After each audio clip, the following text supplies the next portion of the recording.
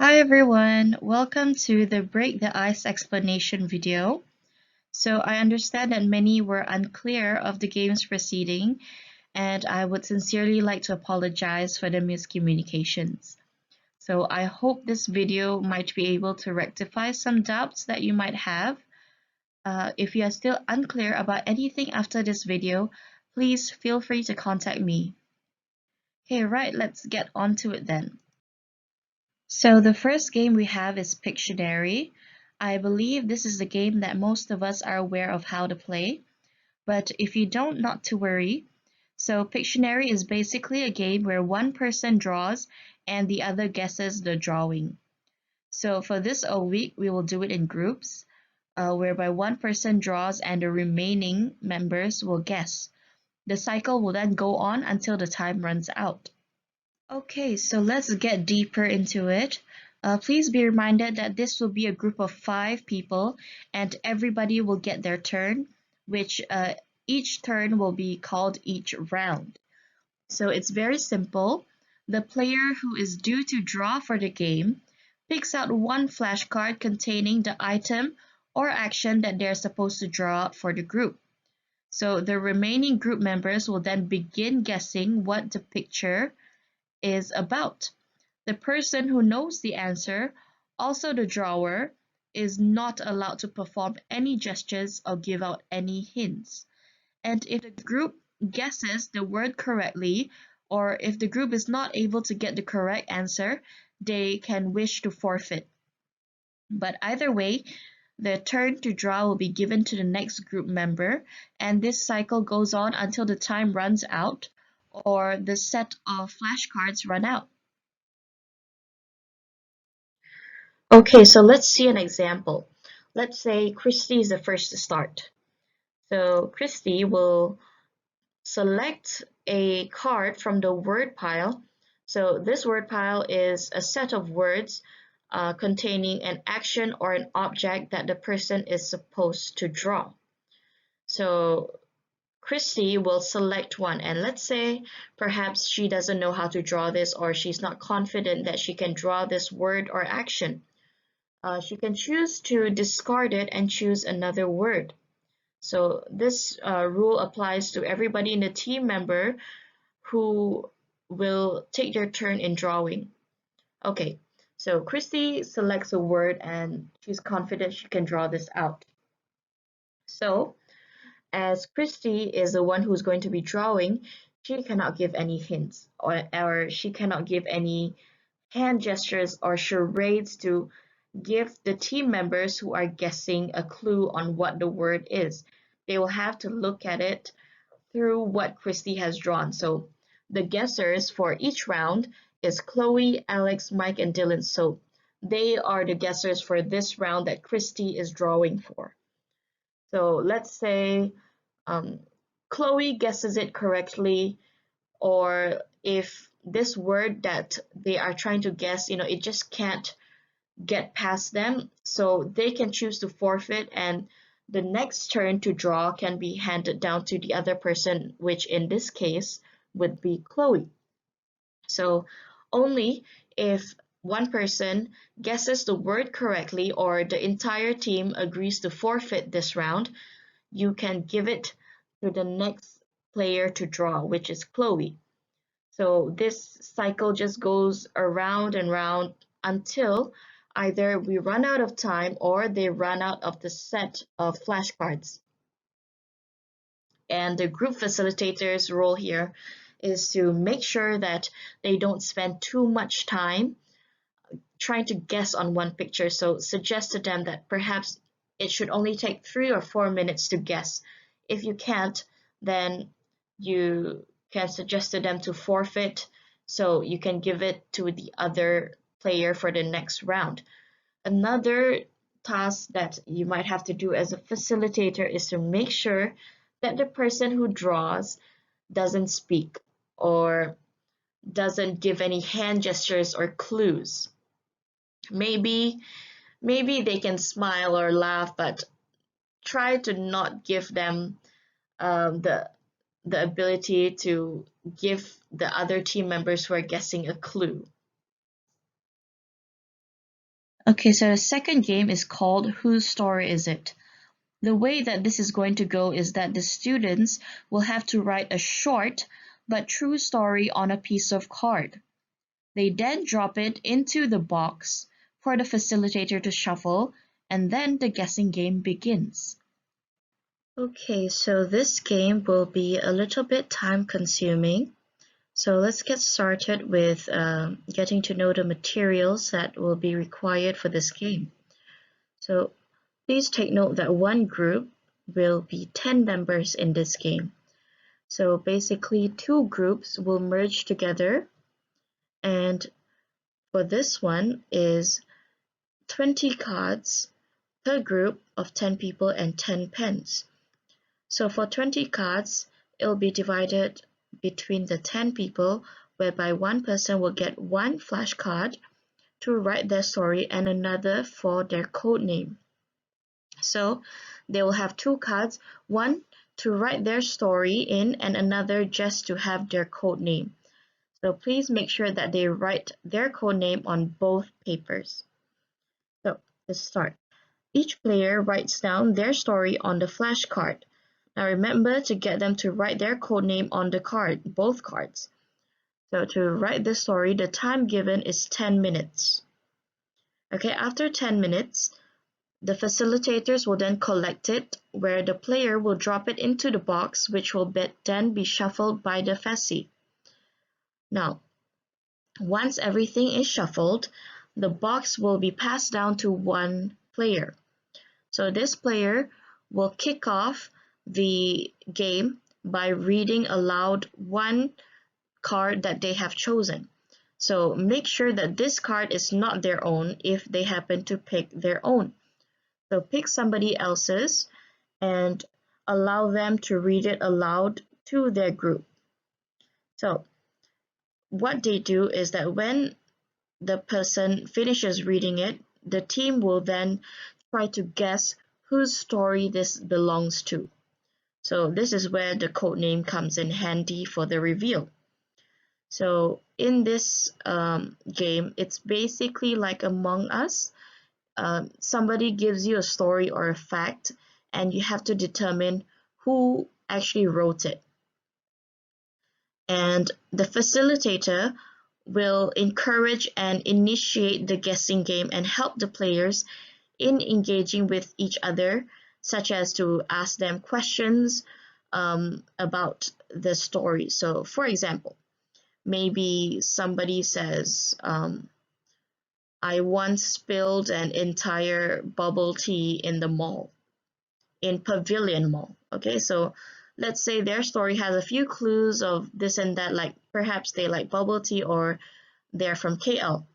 So what the facilitator can do is that they will try to initiate some questions. So like, please take your time to think of the story and try to relate it to maybe a clue. So like I said earlier, bubble tea in Pavilion KL. So the facilitator can ask, okay, who here is from KL or has ever been to KL? So questions like these can help kickstart the guessing game and to help the players actually identify whose story this belongs to. And you might be wondering, like maybe in Among Us, if you've ever played it before, sometimes the imposter will try to deny it that they are the imposter. So in this game, the person who actually wrote the story has the right to deny. But okay, soon you'll know why we have to have the code names on the paper. So please try not to take too much time on guessing one story. So at least in this way, everybody has a chance to get their turn. So once everybody has come to a vote to select the person that they think has written the story, then everything will be revealed. So maybe if they have picked the right person, then okay, they will show their code name to see that, oh, I am that person who has written the story. Or if they have gotten it wrong, then the person who actually did write the story will have to reveal themselves. So this is where the code names come in handy on identifying who is that real person who wrote the story or the imposter in this sense. Okay, so this is another example. Let's say the cards are in the boxes and it has been shuffled. Perhaps Chloe can start first. So Chloe picks out a card and reads it aloud for the group. You, as a facilitator, can announce, let's start guessing and start the timer. Okay, so start initiating and finding that sus person. Don't spend too much time, by the way. Remember, we have only 20 minutes. Max is 3 to 4 minutes per guessing round. Start asking questions. Okay, so start asking questions like I mentioned earlier.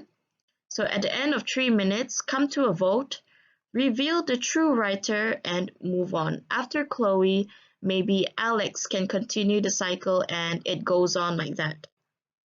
So I understand that this may be a bit confusing. So if there are any doubts or any questions that you might have, please feel free to voice it out and I will attend to your question as soon as possible, and I'll make sure that you understand it so you can play the game as well. Okay, the third game is unique and shared. This is probably one of the games that would take the most time, so do keep track of time. So the explanation may be a bit confusing, but I will try to make it as simple as possible. Okay, so after the second game, everybody goes back to a group of 5. After the silly story thing, I'm assuming everybody will get a little bit more comfortable with each other, so I think it would be great to play this where they will interact more with each other after that. Let's get straight to the steps. Okay, firstly, we're going to go back to a group of 5. So kangaroo, facilitator, gather up all your team members, or Kowari or Arowana, please get your team members back into the group. So each group will be given one A3 paper to write all the unique and shared things they have. So the unique things are things that are unique to themselves that they think nobody else has or can do, while the shared things is the similarities that they have as a group or even 1 or 2 people. Okay, so please put more encouragement on the shared things, because this game is actually a game to allow them to get to know each other and to make them think that there are more people like them than they realize. So this means that you can try to encourage students to tell each other about themselves or what they like. It can be anything shared, like I like K-pop music, I put milk in before my cereal, or something like that.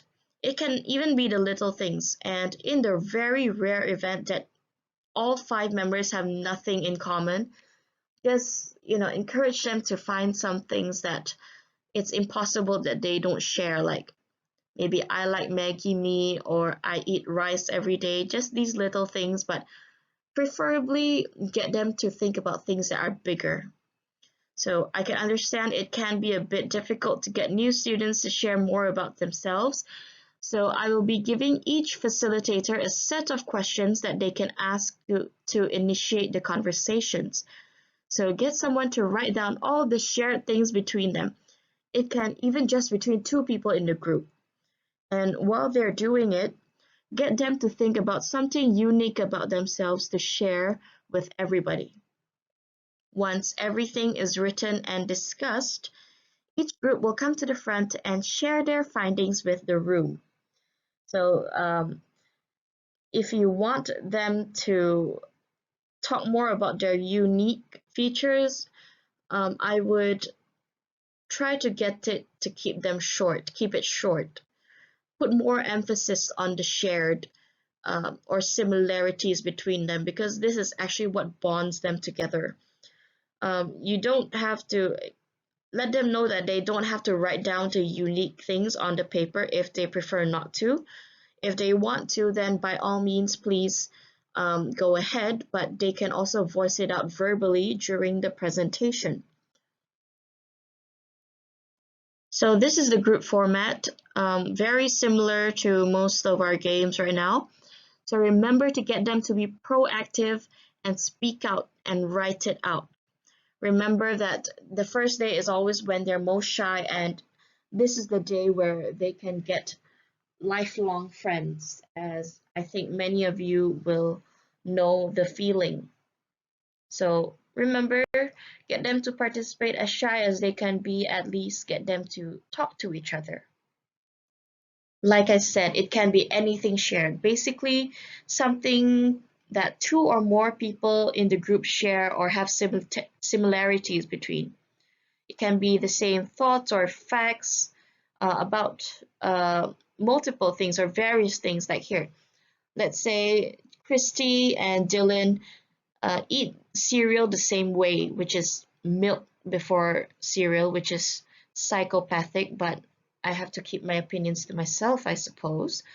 And maybe Mike and Chloe and I come from the same school and loves pizza. So these things are the things that they can actually put. Um, Try to encourage them to put the more the better. And for the unique things, if they want to write it down, sure. But we would like to hear from them verbally during the presentation. So anything is fine, so long as they get to interact with each other and bond. Okay, guys, last game. Pay it forward. I believe that this will be the easiest. Facilitators here can play along too. So it's very simple. Give each student, not group, each student. So by this last game, there will be no groups. Um, Abolish the groups. Let them go around freely like unicorns or anything. Just let them be free. And basically give each student or every player a set of empty cards and an envelope. Encourage them to speak with each other. So it's pretty straightforward. Let them mingle around, talk with each other. So just a little note or reminder is that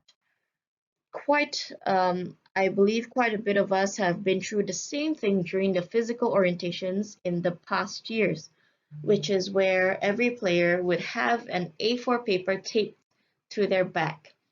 So it's very similar to this. It's just that this time we're gonna have them take it home with them in an envelope.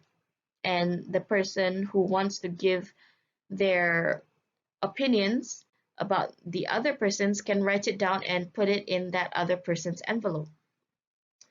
Okay, so back then, what we did was we speak to each other and the person anonymously, or if they want to leave a name, that's fine too. And they basically just write anything they want on the A4 paper. So nobody really knows who is the one writing after they see it, after the game ends.